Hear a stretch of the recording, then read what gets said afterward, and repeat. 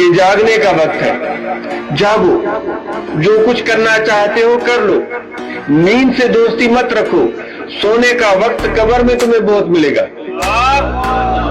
لمبے عرصے تک تم سوئے رہو گے اور کوئی کام وہاں نہیں ہوگا۔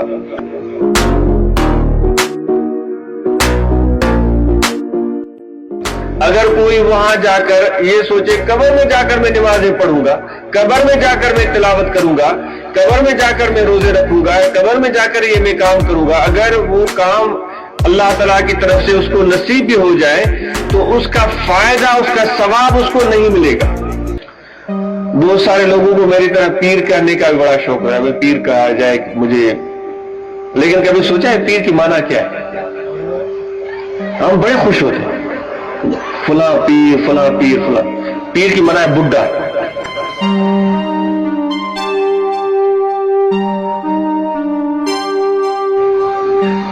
اب اگر کوئی ہم اور آپ کو پنجابی میں بڈھا بڈھا کہنا شروع کر دے، فلاں میرا بڈھا فلاں میرا بڈھا، خوش نہیں ہو۔ سچی بات ہے، کسی بھی آپ فارسی دان سے پوچھے جس کو فارسی لغت سے واقفیت ہو، پیر کی معنی ہے بڈھا۔ کیوں پیر کو پیر کہا جاتا ہے؟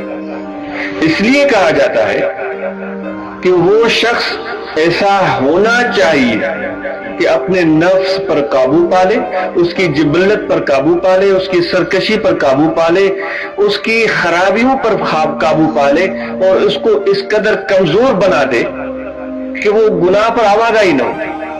صرف وہ چند محدود گناہ نہیں، جتنے بھی ہیں، جھوٹ بولنا، غیبت کرنا، چوری کرنا، زناکاری کرنا، بدنظری کرنا، جتنے بھی ہیں ان سب پر وہ قابو پائے، یعنی کہ اس قدر اپنے نفس پر قابو پائے، اس کے جبلت کو، اس کی خرابیوں کو اتنا ختم کر دے، اتنا کمزور بنا دے، جس طرح ایک بڈھا ہوتا ہے، 80 سالہ بڈھا، ایسا بن جائے، ایسے کو پیر کہا جاتا ہے۔ ورنہ تو پیر وہ نہیں ہے جو کہ صرف نام کا پیر ہو اور اس کا نفس بڑا ہی تگڑا ہو، موٹا ہو، سرکش ہو، بے فرمان ہو، نماز پر، نیکی پر آمادہ نہ ہو، آخرت کو کا اس کو فکر نہ ہو، اس کو پیر تو کہا ہی نہیں جا سکتا۔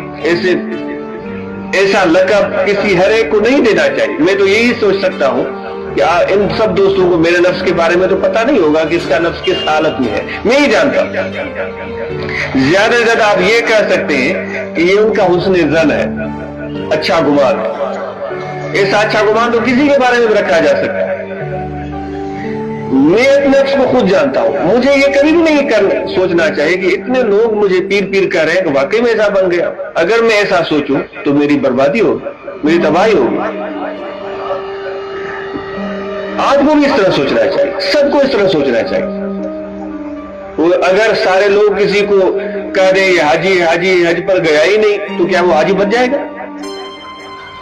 کبھی بھی نہیں بنے۔ ساری دنیا اس کو حاجی کہے لیکن وہ شرعی نقطہ نظر سے وہ حاجی نہیں بن سکے۔ نماز کوئی پڑھتا نہیں اور ہم کہہ دیں نمازی نمازی نمازی، کیا وہ نمازی بن جائے گا؟ تو کسی کے کہنے سے نہیں بنتا۔ بات یہ ہے کہ اس کا پتہ تو آخرت میں چلے گا، وہی بات آ جاتی ہے کہ کون پیر ہے اور کون پیر نہیں ہے۔ دنیا میں کبھی بھی پتہ نہیں چل رہا ہے، کچھ بھی نہیں۔ یہ باتیں ہوتی رہیں گی، یہ منقبتیں پڑھی جائیں گی، اور یہ آج کے دور میں چل رہی ہے۔ محبت کا اظہار دوست کرتے ہیں، اپنے شوق کا اظہار کرتے ہیں، لیکن پتہ کچھ بھی نہیں ہے کہ کیا واقعی یہ پیر بنا یا نہیں بنا، وہ بڈھا بنا یا نہیں بنا۔ پتہ تو آخرت میں چلے گا جب سارا کچا چٹھا ہاتھ میں ہوگا کہ تو نے یہ بھی کیا، تو نے یہ بھی کیا، تو نے یہ بھی کیا۔ ورنہ آقا انعامدار حضرت صلی اللہ علیہ وسلم نے فرمایا کہ لوگ دیکھ کر حیران رہ جائیں گے، کیونکہ آخرت میں صفیں الگ ہو جائیں گی، نیکوکاروں کی صفیں الگ ہیں، گنہگاروں کی صفیں الگ ہیں۔ یہاں تو ہم سب مل کر بیٹھے ہوئے، کسی کو کچھ پتہ نہیں ہے کہ کون جنتی ہے، کون جہنمی ہے، کون نیکوکار ہے، کون بدکار ہے، کسی کو کچھ پتہ نہیں۔ نہ آپ کو میرے بارے میں پتہ ہے، نہ مجھے آپ کے بارے میں پتہ ہے۔ لیکن حضور فرماتے ہیں کہ آخرت میں صفیں الگ کھڑی ہو جائیں گی، دیکھنے والے دیکھ کر دنگ رہ جائیں گے، بھائی یہ فلاں شخص بھی گناہگاروں کی صف میں کھڑا ہے، یہ تو بڑا نیکوکار تھا، بڑا پیر تھا، اس کے نعرے لگتے تھے، اس کی شان منقبتیں پڑھی جاتی تھی، یہ گناہگاروں کی صف میں کھڑا ہے۔ کتنی شرمساری ہو، کتنی شرمساری ہو۔ ہمارے شاہ صاحب فرماتے ہیں سو ونجا یا مسومرا مجھو میرو منہ تھیو وجن تک پیو مجھتے ہلن نہ ہے حسن دی۔ बिटाई साहब रहमतुल्लाह अलैह फरमाते हैं, ए मेरे प्यारे परवरदिगार, मैंने अपना हुस्न और जमाल खो दिया है और मेरा मुंह जो है मैला हो चुका है और मुझे जाना वहां पड़ रहा है जहां हुस्न के बगैर आदमी चल नहीं सकता। वहां हुस्न वाले ही चल सकेंगे। भाई हम तो अपना हुस्न खो ही चुके हैं, हमारा तो मुंह मैला हो चुका है। दुआ करें जो चंद दिन जिंदगी के बाकी बचे हैं उनमें ही कुछ बचत हो जाए। वो कहते हैं कि एक कोई शख्स था, सादा लोग, नेक आदमी था, तो उसने देखा कोई दरख्त है, उसकी पूजा हो रही है, वहां लोग जाते हैं उसकी पूजा करते हैं, जिस तरह के मुशरिकों में, हिंदुओं में रवाज था कि वो मुख्तलिफ चीजों की इबादत करते। उसने कहा ये मुसलमानों का मुल्क है और ये दरख्त की पूजा हो रही है, एक छोटा सा वाकया में बता, इसको नहीं छोड़ना चाहिए। तो वो कुल्हाड़ी लेकर आगे बढ़ा के इस दरख्त को मैं काट दूंगा। तो रास्ते में एक शख्स उसको मिला, उसने कहा भाई कहाँ जा रहे हो, दरवेश फकीर कहाँ जा रहे हो? उसने कहा मैं दरख्त को गिराने जा रहा हूं। मौलवी साहब ठंडे हो जाओ, तुम्हें क्या तकलीफ पहुंचती है? अगर दरख्त की पूजा हो रही है तो तुम्हारी इबादत में तो खलल नहीं हो रहा है। तुम जाकर मस्जिद में नमाज पढ़ो, इबादत करो, इस काम को छोड़ दो। उसने कहा क्यों छोड़ दो, ये तो शिरक हो रहा है, मैं इसको नहीं छोड़ूंगा। क्या भाई खुदा के लिए छोड़ दो, इससे बाज आ जाओ। उसने कहा मैं बाज नहीं आऊं। उसने कहा बाज नहीं आओगे तो मैं तुम्हें छोड़ूंगा नहीं। तो जो सामने वाला था उसने उसको चैलेंज कर दिया, दोनों की लड़ाई शुरू हो गई, गुत्तम गुत्ता हो गए। तो ये जो मौलवी साहब या दरवेश जा रहे थे, उसने उस मुखालिफ आदमी को गिरा दिया, पिछाड़ दिया, उसके सीने पर बैठ गया। उसने उससे आहिस्ता आवाज में बात कही, भाई इस दरख्त को गिरा दोगे तुम्हें कुछ भी फायदा नहीं मिलेगा, तुम वापस जाओ और रोजाना नमाज फजर के बाद तुम्हारे मुसल्ले के नीचे तुम्हें 5 रुपए मिलेंगे। मुझे मालूम है तुम गरीब आदमी हो, घर में फाके हो रहे हैं। तो बेचारा सोच में पड़ गया। उसने 5 रुपए उसको तो बड़ी बात होती।